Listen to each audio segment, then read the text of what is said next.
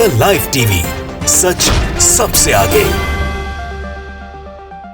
दोस्तों, मेरा नाम राशिद जहीर है। आप देख रहे हैं द लाइव टीवी। संस्कारी ब्राह्मण, ये शब्द सुना था आपने पिछले दिनों, दोबारा याद दिला देता हूँ। याददाश्त बड़ी कमज़ोर होती है।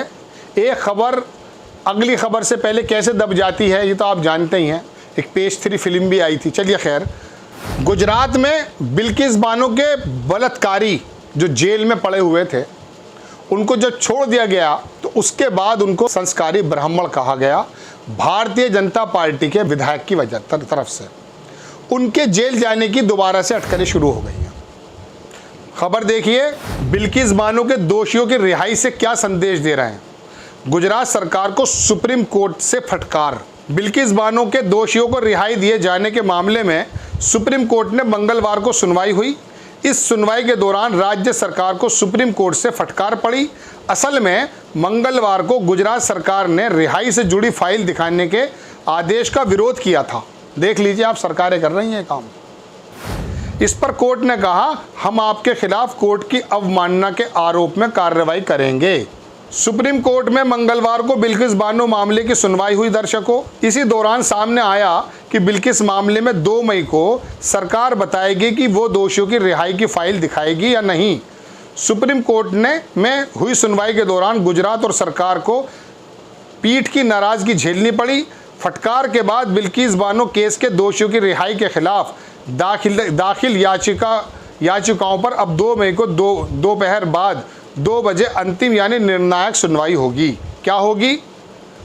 गुजरात सरकार की रिहाई से जुड़ी फाइल दिखाने का आदेश का विरोध किया मंगलवार को गुजरात सरकार ने। राज्य सरकार ने सुनवाई के दौरान दलील दी कि सुप्रीम कोर्ट के आदेश के मुताबिक ही दोषियों की रिहाई हुई है। केंद्र और गुजरात सरकार ने सुप्रीम कोर्ट से कहा कि वो बिल्किस बानो मामले में दोषियों को दी गई छूट के संबंध में फाइल तलब करने के सुप्रीम कोर्ट के पिछले आदेश को चुनौती दे सकते हैं। दरअसल सरकार विशेष अधिकार का हवाला देते हुए सुप्रीम कोर्ट के समक्ष प्रासंगिक दस्तावेज पेश नहीं करना चाहती। सुनवाई के दौरान कोर्ट ने गुजरात सरकार को चेतावनी देते हुए कहा कि बार बार कहने के बावजूद गुजरात सरकार उम्र कैद के दोषियों की समय पूर्व रिहाई के दस्तावेज रिकॉर्ड हमारे सामने नहीं ला रही है। हम आपके खिलाफ कोर्ट की अवमानना के आरोप में कार्रवाई करेंगे। अगर आपने आज ही रिकॉर्ड हमारे सामने ना लेकर आए तो आपको रिकॉर्ड पेश करने ही होंगे। चाहते ही नहीं सरकार कि वो संस्कारी ब्राह्मण दोबारा जेल चले जाएं। बलात्कार के दोषी नहीं है, बलात्कार में कन्विक्ट हैं, सजा पाए हुए हैं, उनको छोड़ा गया था।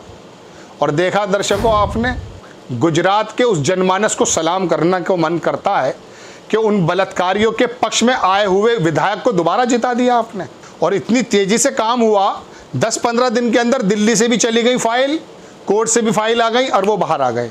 और उसके बाद क्या हुआ दर्शकों, उनके गले में माला डाली गई। क्या वो सरहद से आए थे या एक बेकसूर कई बच्चों की माँ उसके साथ बलात्कार बारी बारी करने के मुजरिम थे?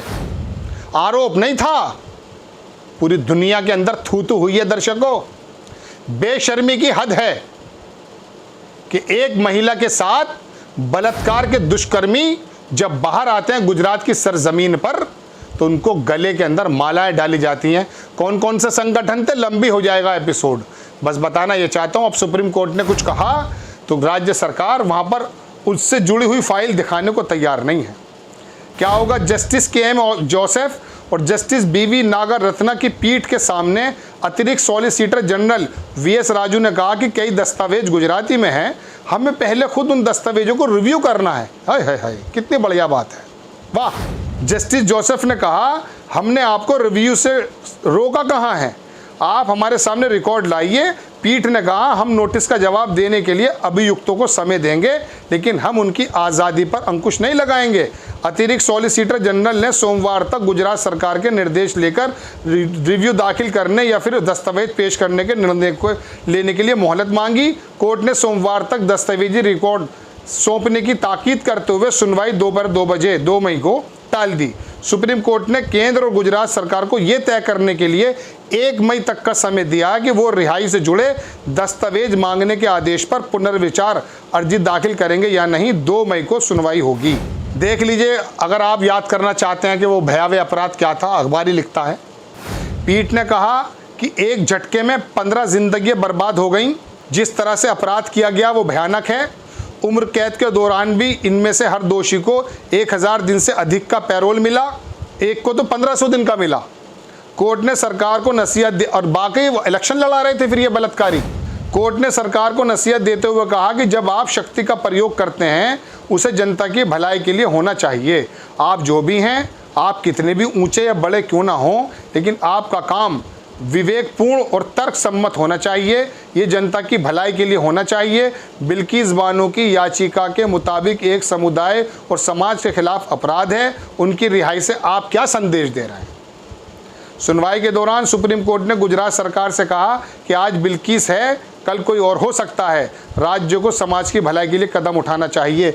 ऐसी ही सीख स्वर्गीय अटल बिहारी वाजपेयी, हमारे पूर्व प्रधानमंत्री, गुजरात दंगे में प्रधानमंत्री वर्तमान वाले में नरेंद्र मोदी जी को दे करके आए थे और बताया था कि किस तरह से वहाँ राजधर्म का काम होना चाहिए, लेकिन दर्शकों वो नहीं हो पाया था। इसी वजह से सुप्रीम कोर्ट ने कहा कि राज्य को कितना ज़्यादा सजग रहना चाहिए। और वही बात मुझे ये पढ़ते हुए याद आ गई बात कि सुप्रीम कोर्ट ने कहा कि समाजों को किस प्रकार से करना चाहिए। ये देखिए, सबसे नीचे की लाइन में दोबारा आपको पढ़ करके सुनाना चाहता हूँ कि सुप्रीम कोर्ट ने गुजरात सरकार से कहा कि आज बिल्किस है, कल कोई और हो सकता है। राज्यों को समाज की भलाई के लिए कदम उठाना चाहिए। आप और हम दुआ ये करें कि कोई और ना हो, क्योंकि ये समाज और ख़ास करके आज का समाज ऐसा पशु मिजाज का बन चुका है कि बलात्कारी जब आए जेल से, तो मैंने जैसे आपसे कहा कि वो मालाएं पहनाई गई, लेकिन एक बात सोचने का विषय यह है कि जब ये बलात्कारी अपने घर वापस आए होंगे तो इनके बच्चे तो बड़े हो ही गए होंगे, उनसे किस प्रकार से आंख मिलाई होगी? क्या उनकी जवान बेटियां नहीं होंगी? उन्होंने मन में सोचा नहीं होगा कि मेरा बाप सरहद से आया है या जेल से किसी महिला के साथ, जिसकी बच्ची को भी मार दिया गया था, उसके साथ बलात्कार के सज़ा काट करके आया है। आंखें मिला ली होंगी, लेकिन शर्म ख़त्म कर दी गई है। और ये शर्म ख़त्म करने का बता दूं मैं आपको नतीजा क्या है दर्शकों, वो ये है कि ये विधायक जो इनको तारीफ कर रहा था वो फिर दोबारा जीत करके गुजरात के विधानसभा में बैठा है। खबर आपको कैसी लगी अपनी राय कमेंट्स बॉक्स में ज़रूर दीजिएगा। चैनल को सब्सक्राइब कीजिए, शेयर कीजिए। नेक्स्ट टाइम मैं किसी खबर के साथ आता हूँ। जय हिंद। द लाइव टीवी, सच सबसे आगे।